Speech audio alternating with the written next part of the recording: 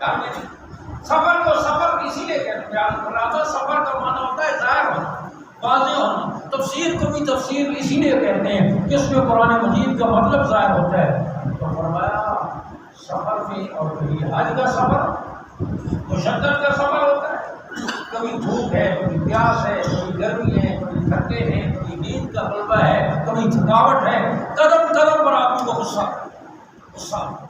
اور وہ بے اختیار لڑتا ہے۔ اس لیے خصوصیت سے یہ بھی فرمایا من فرض فیہن الحج فلا رفث ولا فسوق ولا جدال فی الحج، جس نے ان مہینوں میں اپنے اوپر حج کو فرض کر لیا، اب اس حال میں جنگ و جدال نہ کرے، لڑائی اور جھگڑا نہ کرے، گالی اور گلوچ نہ کرے، فسق و فجور اور گناہ سے باز رہے تو یوں لوٹے گا جیسے آج ماں نے جنم دیا۔ اور دوسری چیز جو میں آپ کو رہا تھا کہ اس میں زیادہ احتمال تھا کہ ریا پیدا ہو جائے، شہرت کا جذبہ ہو جائے، دکھاوا آ جائے، اس لیے اللہ نے فرمایا وَأَتِمُّ الْحَجَّ وَالْعُمْرَةَ لِلَّهِ، حج اور عمرے کو پورا کرو اللہ۔ اور آج اللہ معاف کرے، دلوں کا حال تو اللہ ہی جانتا ہے، لیکن جو ظاہری حالت ہماری ہے وہ موبائل ہے، تصویریں ہیں، طواف کی تصویریں بن رہی ہیں، سعی کی تصویریں بن رہی ہیں، احرام کی تصویریں بن رہی ہیں، اور مدینہ منورہ جانے کی، مدینہ کی، عرفات کی، مزدلفہ کی، منا کی، قربانی کی، قدم قدم پہ تصویریں بن رہی ہیں، اور ساتھ ساتھ بھیج رہا ہے، اپنے خاندان کو بھیج رہا ہے۔ اور یہ بھی معذرت سے یاد کرتا جاؤں، جب سے تصویروں کا سلسلہ زیادہ شروع ہوا، حج عمرہ بھی زیادہ ہوا۔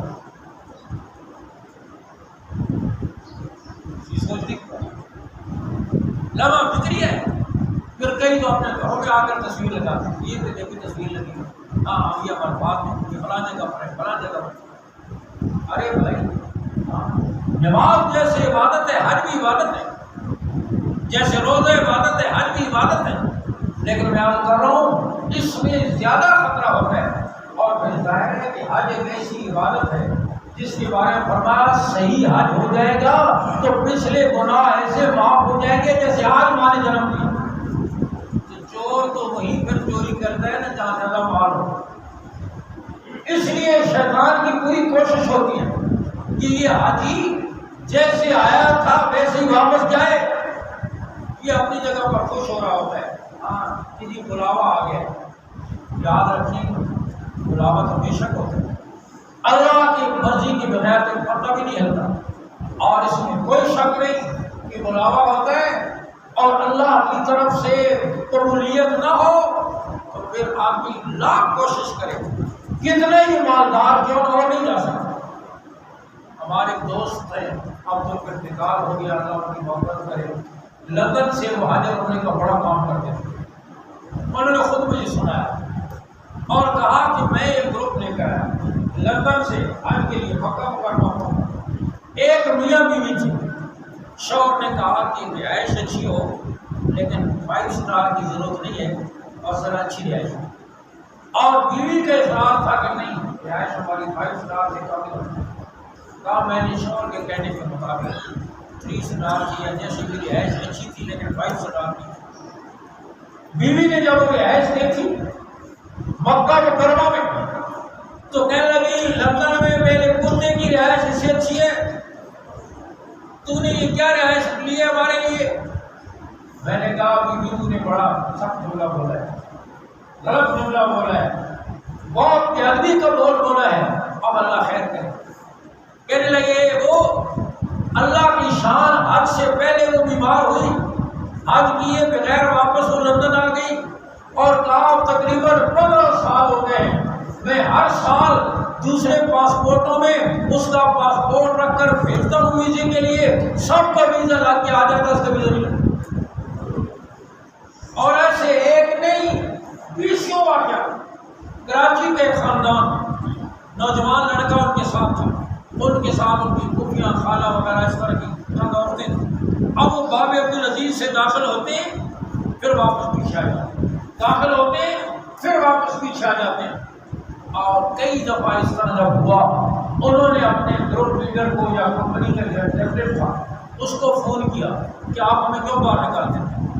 اس نے کہا میں تو ہوٹل میں بیٹھا ہوں، میں گیا ہی نہیں، میں کہاں سے آپ کو نکال دوں؟ کہا آپ ہی ہو، ہم اندر داخل ہوتے ہیں، آپ ہمیں سے گیس کر باہر نکال دیں۔ حالانکہ وہ کہتا ہے میں تو ہوٹل میں ہوں۔ کئی دفعہ کوشش کے باوجود حرم میں داخل نہیں ہو سکے اور اس کے بغیر واپس آتے۔ اس میں کوئی شک نہیں کہ بلاوا ہوتا ہے، اور اللہ کی طرف سے قبولیت کے بغیر آدمی نہیں جا سکتا بال کے باوجود۔ لیکن اگلی بات بھی ذہن میں رکھیں، وہ بادشاہ ہے، اس نے بلایا ہے، اور بادشاہ کبھی بلاتا ہے انعام دینے کے لیے، کبھی بلاتا ہے سزا دینے کے لیے۔ وزیر کو بلایا اور دو ادھر استعفیٰ، بلایا تو ہے بادشاہ نے، لیکن اس لیے بلایا کہ استعفیٰ ہو جاؤ بس، تجھے تمہاری ذمہ داریوں سے نکالتے ہیں۔ تو بادشاہ وہ حاکم الحاکمین ہے، یہ تو دنیا کے بادشاہ ہیں جن کے اختیار میں کچھ بھی نہیں ہے، اپنا مرنا ان کے اختیار میں نہیں، اپنا جینا ان کے اختیار میں نہیں، مرضی سے سو جانا ان کے اختیار میں نہیں، مرضی سے جاگ جانا ان کے اختیار میں نہیں۔ یہ تو دنیا کے بادشاہ ہیں، وہ تو حاکم الحاکمین ہے، کائنات کے ذرے ذرے کا خالق بھی ہے، مالک بھی ہے، اسی کی مرضی سے جو کبھی بلاتا ہے انعام دینے کے لیے، کبھی بلاتا ہے سزا دینے کے لیے، کبھی بلاتا ہے سزا۔ اب کیسے پتہ چلے گا کہ یہ بلاوا انعام کے لیے تھا یا سزا کے لیے؟ اگر واپس آنے کے بعد حاجی صاحب کی زندگی میں تبدیلی آ گئی، پہلے نماز کی سستی کرتا، نمازی بن، داڑھی بڑھواتا تھا، حضور کی سنت ذبح کرتا تھا، اب چہرے پہ سنت سجائے، حلال اور حرام کی تمیز نہ تھی، اب حلال اور حرام کی تمیز کریں، دوسروں کے حقوق غصب کرتا تھا، اب اس دوسروں کے حقوق غصب کرنے چھوڑ دیے، جن کے غصب کیے ہوئے تھے ان کو واپس کیے۔ زندگی میں ایک انقلاب آیا، تبدیلی آئی، سمجھو یہ بلاوا تھا کس کے لیے؟ یہ بلاوا تھا کس کے لیے؟ جیسے فوج میں، پولیس میں، بھرتی والے محکموں میں کوئی آدمی سلیکٹ ہوتا ہے، جب اس کو بھرتی کر لیتے ہیں کیا کرتے ہیں؟ بھرتی ہونے کے بعد اس کو بھرتی دی جائے، اب وہ بھرتی پہلے، اور پھر جب اس ضابطے کے مطابق چلتا رہتا ہے، پھر اس کی ترقی ایک پھول لگتا ہے، پھر دو پھول لگتے ہیں، پھر تین پھول لگتے ہیں، کیا ہے اس کی؟ بالکل اسی طرح جب اللہ کسی کو قبول کر لیتا ہے اپنے بندے کو، پھر اس کی ترقی ہوتی رہتی ہے۔ نماز فرض کی اللہ سے توفیق دے دیتے ہیں، اور روزے کی توفیق دے دیتے ہیں، حج کی توفیق دے دیتے ہیں، زکوٰۃ کی توفیق دے دیتے ہیں، رات کی تہجد کی توفیق دے دیتے ہیں، نفلی صدقوں کی توفیق دے دیتے ہیں۔ گویا اس کی ترقی اب ہو رہی ہے اللہ کے قرب کے منازل میں، یہ آگے بڑھ رہا ہے۔ میں آپ کہہ رہا ہوں اگر واپسی پر حاجی صاحب کی زندگی میں تبدیلی آ گئی، سمجھو یہ بلاوا تھا کس کے لیے؟ بولو، انعام دیا، حاکم الحاکمین نے انعام دیا ہے۔ اور یاد رکھیں رب ذوالجلال کی طرف سے تو انعام یہی ہے۔ فرمایا حدیث شریف میں اللہ کی طرف سے کسی بندے کے لیے سب سے بڑی عطا یہ ہے، سب سے بڑا عطیہ یہ ہے کہ اس کو 2 رکعت نماز کی توفیق ہو۔ دنیا کی تو اللہ نے ہم کو قیمت، اللہ نے اپنے دشمنوں کو بھی دے دی، دوستوں کو بھی دے دی۔ دشمنوں کو دیتے ہیں ناراض ہو کر، اور دوستوں کو دیتے ہیں خوش ہو کر۔ سلیمان علیہ السلام کو حکومت دی خوش ہو کر، داؤد علیہ السلام کو حکومت دی خوش ہو کر، فرعون کو دی، نمرود کو دی ناراض ہو کر۔ صحابہ میں سے بعض کو اللہ نے کتنا مال دیا۔ عبد الرحمن بن عوف رضی اللہ تعالیٰ، میں نے عرض کیا تھا ان کا انتقال ہوا، 1 ارب 36 کروڑ کا درہم نقد کر کے چھوڑا۔ مجھے نہیں پتا میرے پاس سونا کتنا ہے، چاندی کتنی ہے، گھوڑے کتنے ہیں، مویشی کتنے ہیں، باغ کتنے ہیں، زمینیں کتنی ہیں، کپڑے کتنے ہیں، مجھے نہیں معلوم، کپڑے بہت بڑے پالے۔ اللہ نے دنیا دی راضی ہو کر، اور کارون کو اللہ نے دنیا دی ناراض ہو کر، شداد کو اللہ نے دنیا دی ناراض ہو کر۔ تو دنیا کا مل جانا، یاد رکھیں، دنیا کا مل جانا اللہ کے راضی ہونے کی دلیل نہیں۔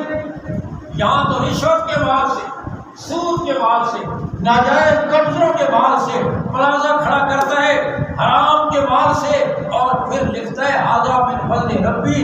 یاد رکھیں حرام پر ھذا من فضل ربی لکھنا کفر ہے، کفر۔ کیوں؟ اس لیے کہ یہ حرام کو حلال بنا رہا ہے، اور فضل تو حلال پر ہوتا ربی لکھا اس نے حرام پر، تو اس نے کفر کا ارتکاب کیا۔ کیوں؟ اس لیے کہ اس نے گویا حرام کو حلال بنایا، اور حرام کو حلال بنانا یہ کفر۔ وہ کوئی بھی اللہ راضی ہو کر نہیں دے دیتے، دنیا کا مل جانا اللہ کے راضی ہونے کی دلیل۔ ہاں یہ ہے اللہ نیک اعمال کی توفیق بھی دے رہے ہیں، اور ساتھ ساتھ ہم مال میں برکت ہو رہی ہے، اور سمجھو یہ ہے برکت، یہ برکت۔ قرآن نے اس کو ذکر کیا۔